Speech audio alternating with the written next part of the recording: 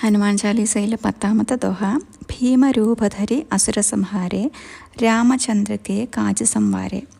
ഭീമാകാരനായി മാറിയ അങ്ങ് അസുരന്മാരെ സംഹരിച്ചു. ശ്രീരാമചന്ദ്രനെ ഏൽപ്പിച്ച ദൗത്യമെല്ലാം നിറവേറ്റുന്ന ഭാവത്തോടുകൂടി നിൽക്കുന്ന അസുരന്മാരെ ഒക്കെ നേരിടുന്നത് ഹനുമാൻ തൻ്റെ ഘോരരൂപം സ്വീകരിച്ചിട്ടാണ്. രാമായണത്തിൽ നമുക്ക് കാണാമല്ലോ. ഈ 18 ദിവസം നീണ്ടു നിന്ന ഈ യുദ്ധത്തിൽ കുംഭകർണനെയും രാവണനെയും മാത്രമാണ് ശ്രീരാമദേവൻ വധിക്കുന്നത്. ബാക്കി എല്ലാവരെയും ഹനുമാനടക്കമുള്ള വാനരന്മാരും ലക്ഷ്മണകുമാരനും കൂടിയിട്ടാണ് വധിക്കുന്നത്.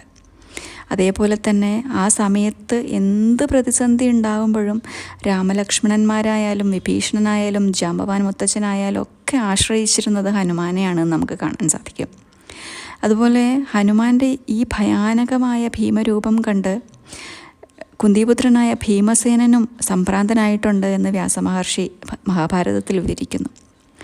ഹനുമാൻ്റെ ഈ രൂപം കാലാകാലനായ ശിവനെ പോലും ഭയപ്പെടുത്തുന്നതാണ് എന്നാണ് ശ്രീ രാമഭദ്രാചാര്യർ പറയുന്നത്. ഹനുമാൻ്റെ അടുത്തേക്ക് ഭീമൻ ഞങ്ങളുടെ യുദ്ധത്തിൽ ഞങ്ങൾക്ക് അനുഗ്രഹം വേണമെന്ന് പറഞ്ഞിട്ടാണ് ചെല്ലുന്നത്. അന്നേരം അദ്ദേഹം അനുഗ്രഹിക്കുന്നത്, ശത്രുസൈന്യത്തിൽ ചെന്ന് നീ സിംഹനാദം മുഴക്കൂ, അന്നേരം നിൻ്റെ നാദം എൻ്റെ രവം കൊണ്ട് ഞാൻ വർദ്ധിപ്പിക്കാം.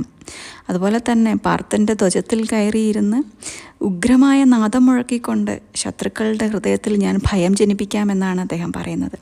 അപ്പോഴെന്താ, നിങ്ങൾക്ക് സുഗമമായിട്ട് ശത്രുക്കളെ കീഴടക്കാൻ സാധിക്കും. ഏത് കാലത്തും ധർമ്മത്തിനായി പോരാടുന്നവരോടൊപ്പം ഹനുമാൻ ഉണ്ടാകും എന്നാണ് പറയുന്നത്.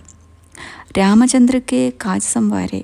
ശ്രീരാമചന്ദ്രനെ ഏൽപ്പിച്ച എല്ലാ ദൗത്യങ്ങളും വളരെ സമർത്ഥമായി തന്നെ നിറവേറ്റുന്ന ആളാണ് ഹനുമാൻ. ഹനുമാനെ സംബന്ധിച്ചിടത്തോളം ഇതിനേക്കാൾ വലിയ ദൗത്യമായിരുന്നു വിഭീഷണനെ പോലെയുള്ള സത്തുക്കളെ ഭഗവാനിലേക്ക് എത്തിക്കുക എന്നുള്ളത്. ഒരു ജീവൻ എന്നിലേക്ക് തിരിയുമ്പോൾ ദശലക്ഷക്കണക്കിന് ജന്മമെടുത്ത അവരുടെ പാപങ്ങളെല്ലാം ആ നിമിഷം ഇല്ലാതാക്കി തീർക്കും ഞാൻ എന്നാണ് ശ്രീരാമ ഭഗവാൻ രാമചരിതമാനസത്തിൽ പറയുന്നത്. അതായത് നമ്മളെ മുഴുവൻ സമയവും നോക്കിക്കൊണ്ടിരിക്കുകയാണ് ഭഗവാൻ. പക്ഷേ നമ്മളാരും ഭഗവാനിലേക്ക് തിരിയുന്നില്ല, ഭഗവാനെ നോക്കുന്നില്ല. പിന്നെ നമ്മളെ രക്ഷിക്കാൻ ഭഗവാൻ എങ്ങനെ കഴിയും? അപ്പം രാമൻ്റെ പാദപത്മങ്ങളിൽ നിന്ന് അകന്നു പോയ ഓരോ ജീവനെയും തിരിച്ച് രാമൻ്റെ പാദത്തിലേക്ക് എത്തിക്കുക എന്നുള്ളതാണത്രേ ഹനുമാൻ്റെ ദൗത്യം. അമ്മ പറയും, നമ്മൾ ഒരു കാല് മുമ്പോട്ട് വെച്ച് കഴിഞ്ഞാൽ ഭഗവാൻ 10 പാദം നമ്മുടെ അടുത്തേക്ക് വരും എന്നാണ്. അതായത് ഈ ലോകത്തിൽ ആത്മീയമായ ദാരിദ്ര്യം അനുഭവിക്കുന്നവരെ ഭക്തിയുടെ അമൃതൂട്ടിക്കൊണ്ട് പരമപദത്തിലേക്ക് നയിക്കുന്ന വ്യക്തിയാണ് ഹനുമാൻ.